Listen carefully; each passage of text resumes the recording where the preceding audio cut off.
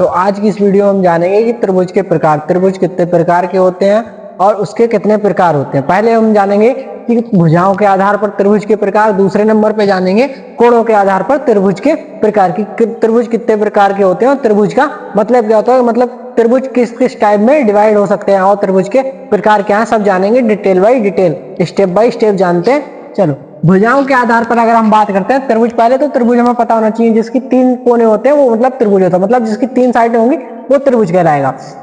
अब उससे पिछली वीडियो में हम जान चुके हैं त्रिभुज का फार्मूला, जिसपे हम क्वेश्चन कर चुके हैं। इस वीडियो में हम जानेंगे त्रिभुज के प्रकार पूरे डिटेल में कि त्रिभुज कितने प्रकार के होते हैं और किस किस के आधार पर करे जा सकते हैं। तो पहला आता है भुजाओं के आधार पर त्रिभुज कौन कौन से होता है।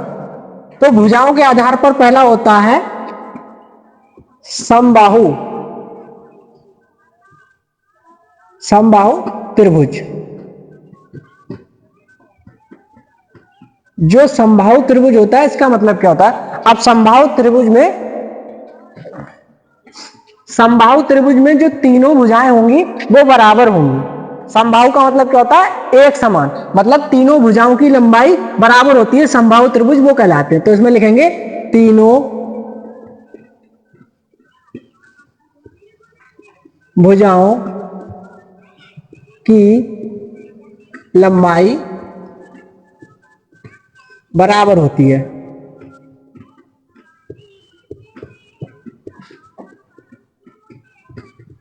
किस तरह से देखेंगे समबाहु त्रिभुज का। अब इधर देखते हैं, कोई एक त्रिभुज बना हुआ है। समबाहु त्रिभुज का मतलब क्या, तीनों भुजाओं की लंबाई बराबर होगी। अगर जे 3 सेंटीमीटर है तो जे भी 3 सेंटीमीटर होगी, जे भी 3 सेंटीमीटर। अगर इस तरह का हमें त्रिभुज कहीं भी दिखता है तो हमारा क्या कहलाता है, समबाहु त्रिभुज, मतलब जिसकी तीनों भुजाओं की लंबाई बराबर होगी वो हमारा समबाहु त्रिभुज कहलाता है। दूसरे नंबर पे आता है हमारा समद्विबाहु त्रिभुज।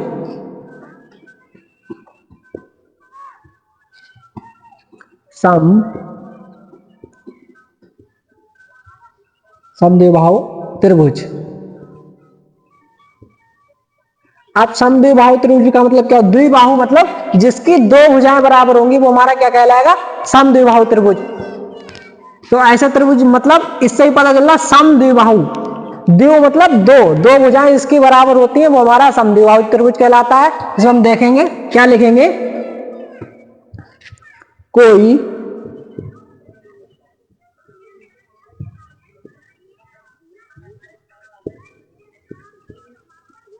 दो भुजाओं की लंबाई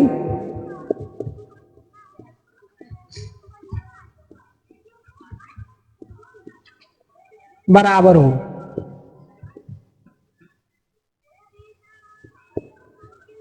इसमें क्या होता है, हमारी कोई भी दो भुजाओं की आपस में लंबाई बराबर होनी चाहिए, मतलब कोई सी भी दो हमारी भुजाएं बराबर हो सकती है। मतलब समबाहु का मतलब क्या होता है, जिसकी तीनों भुजाएं बराबर हो। समद्विबाहु मतलब जिसकी दो भुजाएं बराबर हो वो वाला क्या कहलाता है, समद्विबाहु त्रिभुज। तो इसका एग्जांपल देखेंगे,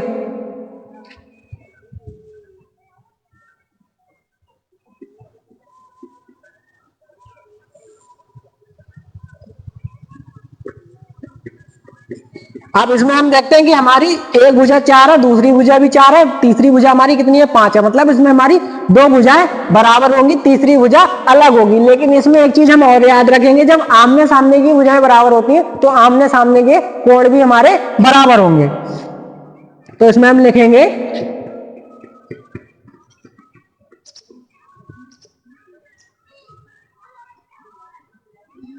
भुजाओं के बराबर वाले कोण भी बराबर होते हैं। भुजाओं के सामने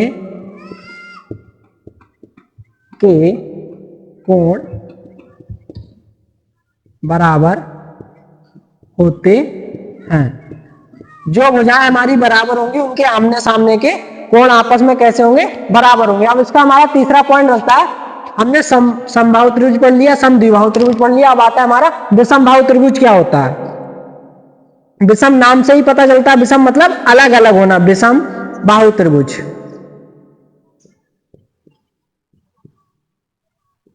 विषम बाहु त्रिभुज में क्या होता है, कोई सी भी भुजा बराबर नहीं होती हैं, सभी भुजाओं की लंबाई अलग अलग होती है, वो हमारे क्या कहलाते हैं, विषम बाहु त्रिभुज। तो इसमें हम लिखेंगे सभी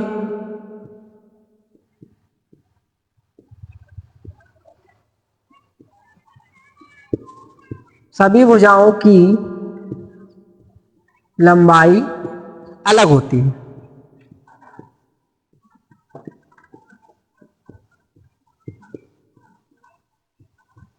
इसका एग्जाम्पल किस तरह से बनेगा?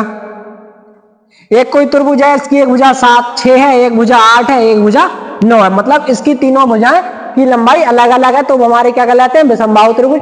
अब इसमें हमने जो समद्विबाहु में पढ़ा कि इसके आमने सामने की भुजाएं बराबर होंगी, तो इसकी जब आमने सामने भुजाएं बराबर होंगी तो कोण भी बराबर होंगे। अगर इधर 60 डिग्री है तो इधर भी 60 डिग्री होगा, मतलब अगर इधर भी 30 डिग्री का एंगल है तो इधर भी 30 डिग्री का एंगल होगा, क्योंकि आमने सामने की भुजाएं हमारी बराबर होती हैं, तो आमने सामने के कोण भी हमारे बराबर होते हैं। अब हमने भुजाओं के आधार पर तो पढ़ लिया, अब आता है हमारा कोण के आधार पर कि कोण के आधार पर कितने टाइप के होते हैं त्रिभुज, और उनकी मतलब क्या क्या पहचान है, कैसे पहचानेंगे कौन सा त्रिभुज है। तो कोण के आधार पर देखते हैं। कोण के आधार पर पहला जो आता है हमारा, चलो अभी देखेंगे, पहला जो आता है वो आता है हमारा न्यून कोण। न्यून कोण त्रिभुज। न्यून कोण त्रिभुज क्या होता है? अच्छा, न्यून कोण क्या होता है? मतलब 90 डिग्री, मतलब तीनों कोणों का योग कितना होना चाहिए? 90 डिग्री से कम। न्यून कोण का मतलब क्या होता है? 90 डिग्री से कम। अगर कोई भी त्रिभुज है जिसके 3 कोण है और उनका योग हमारा 90 डिग्री से कम आता है, तो हमारा वो क्या कहलाएगा? न्यून कोण कहलाएगा। तो इसमें हम लिखेंगे तीनों कोणों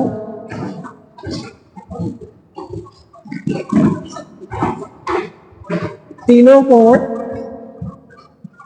कोण 90 डिग्री से कम।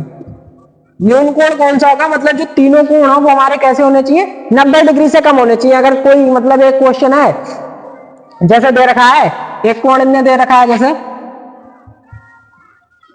एक 40 का दे दिया, एक 30 का दे दिया और एक 50 का दे दिया, इसमें कोई भी कोण हमारा 90 डिग्री का नहीं होना चाहिए, तो हमारा क्या कहलाएगा? न्यून कोण त्रिभुज कहलाएगा। न्यून कोण का मतलब क्या होता है? 90 डिग्री से कम।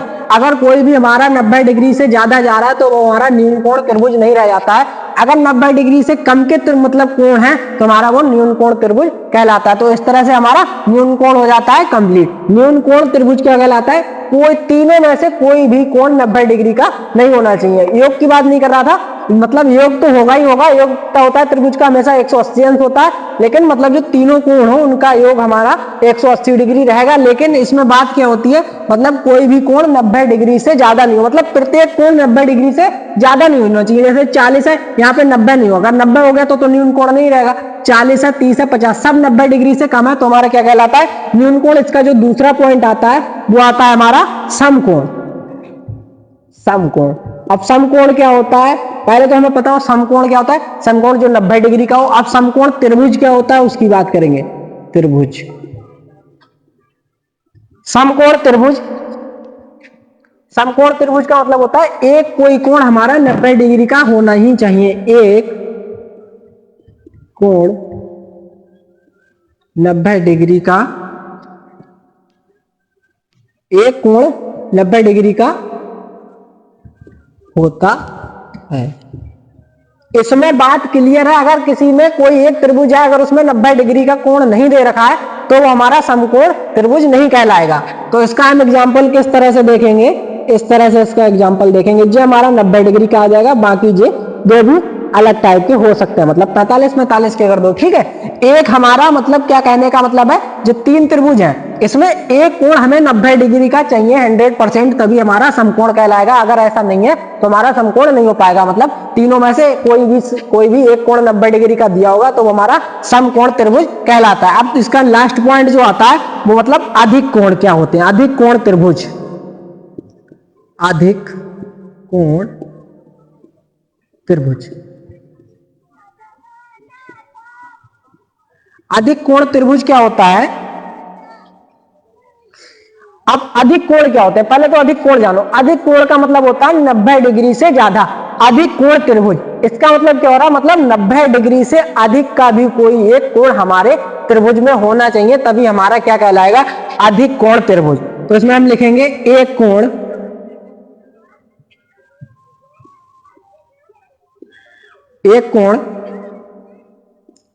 90 डिग्री से बड़ा होता है। इसमें भाई अधिक कोण त्रिभुज हमारा क्या होता है, एक कोण 90 डिग्री से बड़ा होता है। अब इसका एग्जाम्पल भाई देख लो,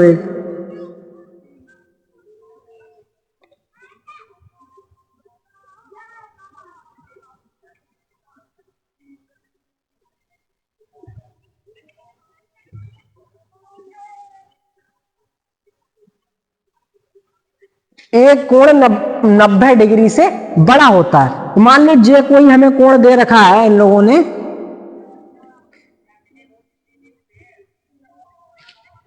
जे दे रखा हो 110, जे दे रखा हो 20 और जे दे रखा हो 50। इस तरह का दे रखा हो, मतलब इसमें हमें एक कोण दिख गया 100, मतलब 90 डिग्री से ज्यादा है, कितना है 110 है। तो इस तरह के हमारे कौन से कोण कहलाते हैं, अधिक कोण कहलाते हैं। मतलब 90 डिग्री से बड़ा होगा कोई तीनों में से एक कोण। त्रिभुज है तो 3 कोण होंगे, ये बात ध्यान में रखने की, त्रिभुज है तो 3 कोण होंगे। अब 3 कोणों में से एक कोई कोण हमें देखना है कि 90 डिग्री से अगर अधिक है तो हमारा अधिक कोण। अगर हमारा तीनों में से एक कोण 90 डिग्री है तो हमारा समकोण कहलाता है। अगर तीनों में से हमारा कोई सा भी 90 डिग्री का नहीं है, 90 डिग्री से कम है, तो हमारे क्या कहलाते हैं, न्यून कोण। न्यून का कोण का मतलब होता है कोई सा भी कोण तीनों में से 90 डिग्री का नहीं होना चाहिए। विद एग्जाम्पल के साथ मैंने तुम्हारा लिख दिया, न्यून कोण क्या होते हैं, तीनों कोण 90 डिग्री से कम होने चाहिए। समकोण क्या होता है, एक कोण 90 डिग्री का होता है, तीनों में से एक कोण 90 डिग्री का 100% होना चाहिए, तभी तुम्हारा समकोण होगा। अधिक कोण क्या होता है, अधिक कोण जो त्रिभुज होता है उसमें मैंने तुम्हें बता दिया कि भाई एक 90 डिग्री से ज्यादा चाहिए, 95 चाहिए, 93 चाहिए, 92 चाहिए, फिर भी होगा हमारा क्या, अधिक कोण कहलाता है। और बाकी इधर भुजाओं के आधार पर हमने देखा समबाहु त्रिभुज क्या होता है, समद्विबाहु क्या होता है, विषमबाहु। समबाहु मतलब सम का मतलब होता है सब एक समान, समद्विबाहु मतलब जिसकी भुजाएं दो बराबर हो और आमने सामने के एंगल बराबर होंगे। जब दो भुजाएं बराबर होंगी तो आमने सामने के कोण भी बराबर होंगे। और विषमबाहु मतलब, विषम का मतलब क्या होता है, अलग, मतलब तीनों भुजाएं अलग होनी चाहिए, तभी हमारा विषमबाहु त्रिभुज होता है। अब हमारे त्रिभुज के प्रकार हो जाते हैं कंप्लीट। हमने भुजाओं के आधार पर देखे, कोणों के आधार पर देखे, और हमारा इसी के साथ चैप्टर होता है कंप्लीट। ऐसी ही वीडियो जानने के लिए विद्यापति को सब्सक्राइब करें, लाइक करें, कमेंट कर दें। मिलते हैं नई वीडियो में।